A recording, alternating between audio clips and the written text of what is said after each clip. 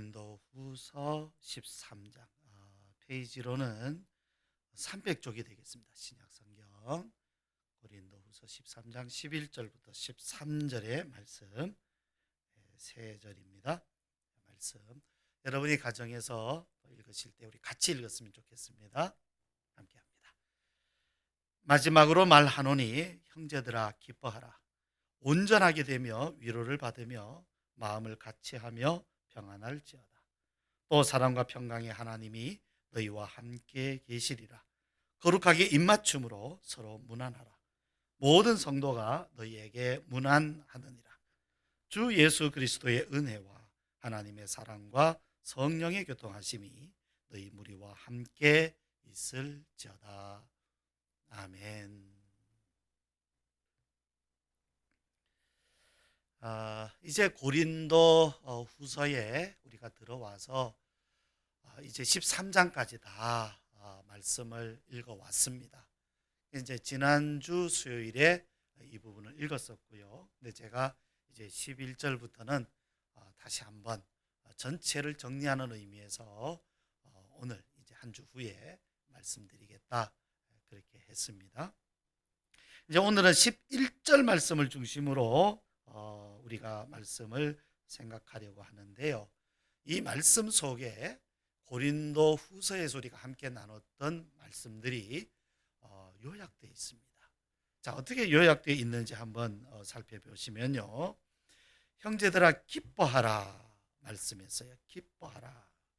그 다음에 온전하게 되라. 위로를 받으라. 마음을 같이 해라. 평안할지어다. 또 거룩한 입맞춤으로 서로 문안하라. 이렇게 되어 있습니다. 우리가 한번 더 좀 구체적으로 살펴보도록 하죠. 먼저 기뻐하라 이렇게 말씀했어요. 기뻐하라. 자, 여러분 이 말씀 속에 우리가 보면 이 고린도 후서에는 기뻐하라 한 이 구절들이 굉장히 많이 있습니다. 기뻐하라. 그런데 이 기뻐하라가 언제 그냥 어떤 상황이 주는 그런 기쁨은 아니에요. 그럼 어떤 구절 속에서 언급이 되었는지 다시 한번 살펴보면요. 6절 말씀을 보면 우리 6장 10절이죠. 6장 10절 말씀을 보시면 우리가 근심하는 자 같으나 기뻐하고 이렇게 돼 있어요. 근심하는 자 같으나 기뻐하라. 그러니까 보통 사람들이 근심하게 되는 그런 상황 속에 어찌 보면 사도 바울이나 이러한 교회 지도자들도 참 염려하는 일들이 있어요. 그러나 염려로 끝나는 것이 아니고 염려가 전부가 아니라 그 안에는 기뻐하는 기쁨이 있다라는 거죠. 그러니까 세상 근심과는 분명히 차별이 있고 구별이 되는 그러한 근심이라는 얘기죠. 그래서 나중에 보면 또 7장 9절에는 이렇게 말씀하죠. 근심함으로 너희의 회개에 이르게 한 것으로 인해서 우리가 기뻐한다. 그러니까 세상 근심이 아니라 이 거룩한 근심이에요. 거룩한 근심으로 인해서 오히려 회개하게 됐다. 그래서 우리는 기뻐한다. 이렇게 말씀하고 있습니다. 또 그 다음에 이제 또 7장 16절의 말씀에 가면 너희를 신뢰하게 된 것으로 인해서 기뻐한다. 바울이 이 고린도 교인들로 인해서 참 염려가 많이 있었어요. 그런데 이제 디도가 갔다 오면서 소식을 전해주는데 그들이 굉장히 변화가 일어났고 또 회개가 일어났고 그래서 오히려 그들의 그 신앙에 대해서 염려했던 것이 신뢰로 바뀌었던 것입니다. 그래서 그것으로 인해서 우리가 기뻐한다. 그러니까 이 소식을 전하면서 이 편지를 쓰면서 고린도 교인 여러분들, 내가 이제 여러분들을 다시 신뢰할 수 있게 됐습니다. 기뻐하세요 하는 그런 의미를 담고 있는 것입니다. 또 바울은 뭐라고 말씀하느냐 하면 나의 약함으로 말미암아 그리스도의 능력이 내게 머물기 때문이다. 강하기 때문에 기뻐하는 것이 아니란 얘기입니다. 우리 보통 이제 일반적으로요, 강한 사람이 더 기뻐할 수 있지 않겠습니까? 뭐 예를 들어서 뭐 스포츠 경기를 하든 아니면 실제 뭐 사람들 사이에 싸움이 일어나든 강한 자가 이기고 이기는 자가 기뻐하는 것 아닙니까? 그런데 우리가 이 믿음 안에서 가지게 되는 기쁨은 그런 강함으로 인한 승리로, 그런 식의 승리, 육신의 어떤 그런 승리로 말미암아 얻는 그런 기쁨이 아니란 얘기예요. 오히려 나의 약함이 드러나. 내가 약함으로 인해서 내가 나의 약함을 깨닫고, 그래서 주님을 더 의지하게 될 때, 그래서 오히려 나의 약함을 통하여 그리스도의 능력이 내게 역사할 때, 오히려 그것이 진정한 우리들의 기쁨이다라는 거죠. 여러분, 우리가 자랑하는 것은 세상 사람들이 자랑하는 것과 같을 수는 없습니다. 그들이 기뻐하고 그들이 자랑하는 것을 우리도 똑같이 기뻐하고 자랑한다면 그것은 신앙이 아니죠. 그냥 육신의 사람일 뿐이죠. 그러나 오히려 약함을 자랑할 수 있고, 그 약함 속에 역사하시는 그리스도의 능력으로 말미암아 기뻐할 수 있다면 그것이야말로 진정한 믿음이요 신앙이라고 말할 수가 있는 것입니다. 자, 그 다음에 12장에서는 뭐라고 말씀했느냐면, 내가 너희를 위하여, 그러니까 고린도 교인들을 위하여 재물을 사용하게 된 것, 내가 그것을 기꺼이 너희를 위하여. 이 바울은요, 고린도 교회가 사실 뭐 경제적으로 어려운 건 아니었거든요. 그러나 이 사람들이 굉장히 좀 어려운, 신앙적으로 어려운 사람들이었어요. 오히려 마게도냐 사람들은 경제적으로 어려웠습니다. 그래도 그 마게도냐에서는 그렇게 하지 않았어요. 그러나 고린도에 와서는 굉장히 조심하면서 이 재물을 사용하는 것조차도 그들에게 부담 지우지 아니하고, 바울은 그런 천막 사업을 하면서까지도 자기 재물을 사용해서 자비랑하면서 그렇게 사역했던 것을 봅니다. 그러니까 그만큼 어려웠던 거예요, 이 고린도 교회가. 그런 말씀입니다. 그렇게 사용한 것을 오히려 나는 기뻐한다. 그것으로 인해서 나는 기뻐한다. 그 다음에 같은 이제 12장에서 말씀한 것과 같은 맥락이겠습니다만은, 이번에는 누가 강하느냐면 너희들이죠. 우리가 약할 때에 너희가 강함으로. 바울은 이 고린도 교인들을 위해서 기꺼이 약한 쪽을 선택했어요. 우리가 흔히 갑을 얘기하잖아요. 근데 갑을 관계에서 복음을 전해준 사람이 오히려 을의 입장에 선 거예요. 그래서 오히려 을의 입장에 서서 우리의 약함으로 인해서 너희가 강함으로, 너희가 강하게 됨으로 인하여서 우리는 오히려 기뻐한다, 이렇게 말씀하고 있어요. 이것이 무슨 의미의 말씀인지 이제 고린도 교인들도 잘 알아서 세상의 자랑이나 세상의 기쁨이 아닌 이 거룩한 기쁨, 오히려 약할 때에 강함이 되는 그 은혜로 말미암아 우리 함께 기뻐하자, 기뻐하시오, 이렇게 말씀하고 있는 것입니다. 이제 그 다음 말씀에는요, 온전하게 되라, 이렇게 말씀하죠. 온전. 자, 참 우리가 온전하게 된다 하면 그냥 온전 생각하면 막연해요. 근데 이제 본문 고린도 후서에서 온전이라고 하는 말씀이 쓰여있는 맥락을 우리가 살펴보면 우리가 더 잘 이해할 수가 있게 됩니다. 자, 여기 말씀 보면 먼저 너희로 하여금 너희의 거룩함을 온전히 이루라, 이렇게 말씀하고 있어요. 여러분, 우리의 신앙의 표대는 거룩함에 있습니다.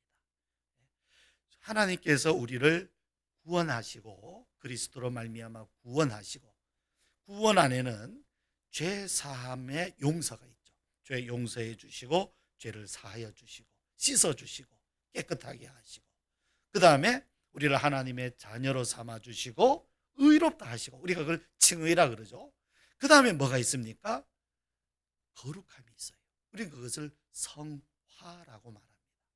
우리 그리스도인들은요, 그냥 구원받았으니까 난 이제 천국 간다, 그것이 전부가 아니에요. 주님이 우리를 구원하신 그 구원의 섭리 속에는 이제 우리들이 옛 생활을 버리고 그리스도를 닮아가는 거룩한 삶, 닮아간다는 것은 단순히 그냥 도덕적으로 본받는 의미가 아니고요, 그분의 성품이 우리에게 와서 그분의 거룩한 성품이 우리를 주장하는 것을 말씀해요. 여러분, 성령이 무엇입니까? 성령, 거룩한 영입니다. 여러분, 하나님은 거룩하신 분이십니다. 그러므로 성령으로 말미암아 거듭난 사람, 그리스도로 말미암아 구원받은 사람은요, 당연히 거룩을 사모하게 돼 있어요. 거룩. 우리의 죄의 몸은요, 죄 짓는 걸 좋아하잖아요.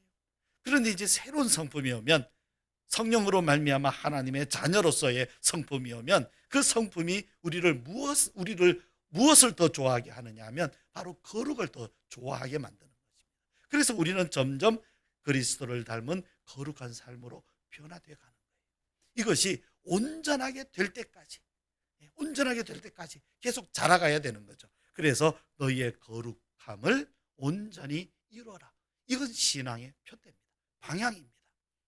그냥 우리가 신앙을 하면서 단지 교회 열심히 다니는 것, 또 어떤 일 많이 하는 것, 이것이 표대가 아니라 거룩해지는, 이 모든 우리의 어떤 수고나 헌신이나 이 모든 것의 최종 목적지는 어디냐면 거룩함에 온전히 이루는 것. 그 다음에 너희 복종을 온전하게 해라. 우리는요, 비록 구원을 받았지만 주님께 복종하는 것이 우리에게는 온전하지 못합니다. 여전히 우리는 육신의 사람의 지배를 받아요. 그런데 우리가 믿음이 자라간다는 것, 성숙해진다는 것은 뭐냐면 이제는 육신의 지배로부터는 점점 벗어나고 하나님의 통치, 하나님의 지배로부터는 점점 그 지배를 더 많이 받게 되는, 그래서 온전하기까지 완전히 이제는 하나님께만 복종하는 그러한 사람이 되는 데까지 가야 되는 것을 말씀해요. 여러분, 하나님의 백성이라는 의미가 뭡니까? 하나님의 나라에 속했다는 것이고 하나님의 지배를 받는다는 거 아닙니까? 우리가 대한민국 사람으로 태어나서 대한민국 국민이라는 것은 여기에 소속돼 있으면서 이 나라의 법의 지배를 받잖아요. 똑같은 원리입니다. 우리가 하나님의 백성이 된다는 것은 하나님의 지배, 성령님께 통치를 받고 지배를 받는 것을 말씀하는 것입니다. 그 다음에 능력이 약한 데서 온전하여진다, 이렇게 말씀하고 있어요. 우리는 약합니다. 그런데 우리를 통하여 그리스도께서 온전히 역사하신다면 우리의 능력도 온전하게 될 것입니다. 우리는 그것을 사모해야 합니다. 또 너희가 온전하게 되는 것을 바울은 기뻐한다, 나는 기뻐한다, 이렇게 말씀하고 있어요. 마찬가지죠. 자, 이전에 나온 말씀, 바울이 무엇으로 인해서 기뻐하는가? 너희가 온전해지는 것, 믿음으로 이렇게 자라가는 것, 성숙해지는 것, 온전해져 가는 것, 그것을 기뻐한다. 그러므로 우리들은 계속해서 이러한 믿음 안에서 우리들도 온전함을 추구하면서 우리의 신앙이 달려가야 됩니다. 멈춰 있을 수 없어요. 내가 얼마만큼 신앙생활을 했다, 이런 것으로 자만할 수 없는 것은 계속 우리는 온전함을 향해서 달려가야 되기 때문에 그렇습니다. 그 다음 무엇입니까? 위로를 받으라, 이렇게 말씀했죠. 위로의 하나님이라는 말씀이 고린도후서에 여러 군데 나와요. 누가 위로하시는가? 하나님. 우리가 사람에게서 받는 위로도 중요하고 또 우리가 다른 사람을 위로하는 것도 중요하겠습니다. 소중하죠. 필요하죠. 참 지금 이 시대야말로 정말 위로가 많이 필요한 그런 시대입니다. 정말 우리들은요, 우리 주위에 누군가 위로가 필요하다면요, 위로해야 됩니다. 그런데 보통 사람들은요, 누군가 위로가 필요한 사람에게 가서 오히려 자꾸 그 사람을 판단하고 정죄하고 비난하기가 쉬워요. 그 사람이 잘못했다, 못했다. 그런데 사실은 뭐가 필요하냐면 위로가 참 많이 필요하거든요. 하나님은 우리를 정죄하시려는 것이 아니라 우리를 위로하시기 원하세요. 위로하시는 하나님이십니다. 뿐만 아니라 바울도 이전의 편지, 지금 우리에게 고린도전서 다음 고린도전서와 후서 사이에 알려지지 않은 편지가 있다 그랬잖아요. 거기에서 고린도 교회를 굉장히 많이 책망했었습니다. 그런데 그것으로 인해서 그들이 마음 아파하고 염려하고 상처받았을까 봐 참 많이 걱정했잖아요. 그러나 이제 그들이 그것으로 인해서 회개하고 돌이키고 새로워졌다라는 그런 소식을 듣고서 바울은 참 내가 왜 그랬을까 하는 그런 마음도 있었던 것 같고요. 내가 너무 심하게 말하지 않았나. 내용이 잘못됐다는 게 아니라 내가 너무 심하게 책망하지 않았나. 그러나 이제 바울은요, 그들을 향해서 위로를 받아라. 위로를 받아라. 하나님은 우리를 위로하시는 분이다. 위로를 받으십시오. 이렇게 말씀하고 있습니다. 뿐만 아니라 고난이 넘친 만큼 위로도 넘친다 말씀하고 있어요. 우리가 이 신앙 가운데에서 어려운 일을 당해도 그 어려운 일들을 이겨나갈 수 있는 힘은 그것보다 더 큰 하나님의 위로가 있기 때문입니다. 바울도 그랬던 거죠. 고난이 즐거울 리는 없을 것입니다. 그러나 그 고난을 이겨낼 수 있었던 것은 뭐냐면 그 고난보다 더 큰 하나님의 위로가 있었기 때문입니다. 자, 이와 같이 바울은 고린도 교회를 향해서 위로를 받으라 이렇게 말씀하고 있습니다. 자, 그 다음에 마음을 같이 하라. 이 말씀은요, 이제 내 마음이 이러하니 너희도 내 마음을 알아다오. 이제 내 마음과 같이 우리 마음을 함께 하자 하는 그런 의미. 어찌 보면 이제 이 고린도후서 전체를 요약한 거죠. 정리하는 거죠. 한마디로 말하면 내 마음이 이렇다. 자, 너희도 내 마음과 같이 우리 한 마음이 되자. 하나의 마음 가지자. 그런 의미를 담고 있는 것으로 보입니다. 또 우리가 서로 교인과 교인들 사이에서, 그죠? 믿는 자와 믿는 자들 사이에서 같이 같은 마음을 품는다는 것 참 소중하죠. 빌립보서에 있는 말씀과도 같은 것입니다. 우리가 이 교회를 위해서 교회에서 함께 생활하고 섬기다 보면 서로 생각이 다를 수는 있어요. 뭐 방법이 다를 수도 있고, 어떤 사람은 이쪽으로 오늘 전도하는데 이쪽으로 가자. 어떤 사람은 오늘 전도하는데 저쪽으로 가자. 뭐 그래가지고 오늘 이쪽으로 가야 돼. 아니야 저쪽으로 가야 돼. 뭐 그렇게 다툴 수도 있잖아요. 그런데 사실은 그럴지라도 그 같이 우리가 하나님 말씀으로 일하자, 전도하자, 이거 같은 마음이잖아요. 그럴 때 마음을 같이 하라는 거죠. 그러니까 하나는 성령께서 우리에게 주시는 마음, 하나님의 뜻 안에서 우리가 하나의 마음이 되고, 또 서로 사랑하는 마음을 알아줌으로 인해서 하나가 되고, 또 여러 가지 각자의 생각이 다를지라도 서로를 존중함으로 사랑함으로 하나가 되자 하는 그런 의미로 이 말씀을 우리가 이해할 수가 있습니다. 그다음에 이제 평안하라. 바울은 계속 이런 말씀을 하고 있어요. 더 이상 염려하지 말아라. 그래, 너희가 그렇게 회개했다고 하니 참 내 마음이 너무 기쁘다. 내가 이제 당신들을 신뢰할 수 있게 됐다. 그러므로 더 이상 마음 아파하지 말고 평안해라. 하나님께서 내게 주신 평안을 나도 당신들에게 전하니 이제 평안하십시오. 더 이상 염려하지 마십시오. 더 이상 상처 때문에 아파하지 마십시오. 그렇게 말씀하고 있습니다. 이제 끝으로 거룩한 입맞춤으로 서로 문안하라 말씀하죠. 자, 말씀 보시면 11절 끝에 있죠. 또 사랑과 평강의 하나님이 너희와 함께 계시리라. 거룩하게 입맞춤으로 서로 문안하라. 이렇게 말씀하고 있습니다. 거룩한 입맞춤. 이 입맞춤이라고 하는 것은요, 사랑의 교제를 의미합니다. 그 사랑의 교제가 이루어지기 위해서는요, 서로 화해가 먼저 이루어져야 돼요. 화해. 또 마음이 하나가 돼야 되죠. 이 입맞춤이라고 하는 것은요, 소통이고 교제입니다. 뭐 교통이라고도 우리가 표현을 하죠. 서로 이제 아무런 막힌 담 없이 서로 받아들이고 용납하고 용서하고 사랑함으로 인해서 서로 소통하는 그런 관계. 그래서 탕자가 아버지 집에 돌아왔을 때 아버지는 탕자를 뭐 두말하지 않았어요. 무슨 말하지 않았어요. 가르치거나 교훈하기보다는 그 탕자를 끌어안고 입을 맞춥니다. 그 입을 맞춘다는 건 뭐예요? 있는 모습 그대로 받아준다는 거예요. 용서한다는 겁니다. 아들로 회복한다는 것입니다. 소통한다는 것입니다. 교제한다는 것입니다. 서로 담을 쌓지 않는다는 것입니다. 그런 의미를 다 담고 있습니다. 이것은 누가 기뻐하시는 일입니까? 하나님이 기뻐하시는 일이에요. 무엇이 우리에게 이러한 삶을 가져다 줍니까? 복음입니다. 구원입니다. 그리스도의 사랑입니다. 십자가입니다. 그래서 그냥 입맞춤이라 그러지 아니하고 거룩한 입맞춤. 여러분, 성경에 거룩하다라는 표현이 나오는 것은요, 항상 거기에는 뭐가 있느냐면 하나님의 성품이란 얘기예요. 거룩이라고 하는 것은 하나님의 성품, 하나님의 뜻도 거기에 있고 하나님의 성품도 있고 하나님이 기뻐하시는 일도 바로 거기에 있는 거죠. 그것을 뭐라 그러냐면 거룩이다. 거룩이라고 하는 단어가 나오면 항상 우리는 하나님의 뜻, 하나님의 성품과 우리가 연결시켜야 합니다. 이렇게 해서 이제 고린도후서 말씀이 모두 마치게 됩니다. 은혜로우신 아버지 하나님,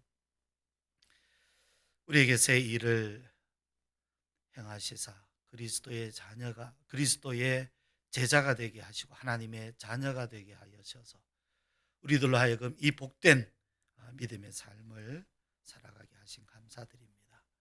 우리가 교회를 통하여 신앙생활하고 또 교회를 섬겨 나갈 때에 참 많은 일들이 있습니다. 그러나 그 일들, 여러 가지 문제들 하나하나 속에는 하나님께서 또한 계획하시고 또 교회를 다스려 나가시는 그러한 뜻도 함께 있는 줄 아오니 우리가 문제들로 인하여 너무 마음 아파하지 않게 하시고 오히려 문제들을 통하여 하나님의 뜻을 헤아리면서 어떻게 우리가 순종해 나아갈까를 우리가 깨달아갈 수 있도록 하나님 도와주시기를 원합니다. 그동안 우리가 고린도전서와 후서를 통하여서 이러한 말씀들을 생각해 왔습니다. 지금 이 시대의 교회 못지않게 그 당시의 고린도 교회도 수없이 많은 문제들이 있었던 것을 봅니다. 그러나 그 가운데서도 하나님 바울을 통하여 말씀하시고 교회를 인도하시고 사랑하시며 돌보셨던 것을 저희들이 깨닫습니다.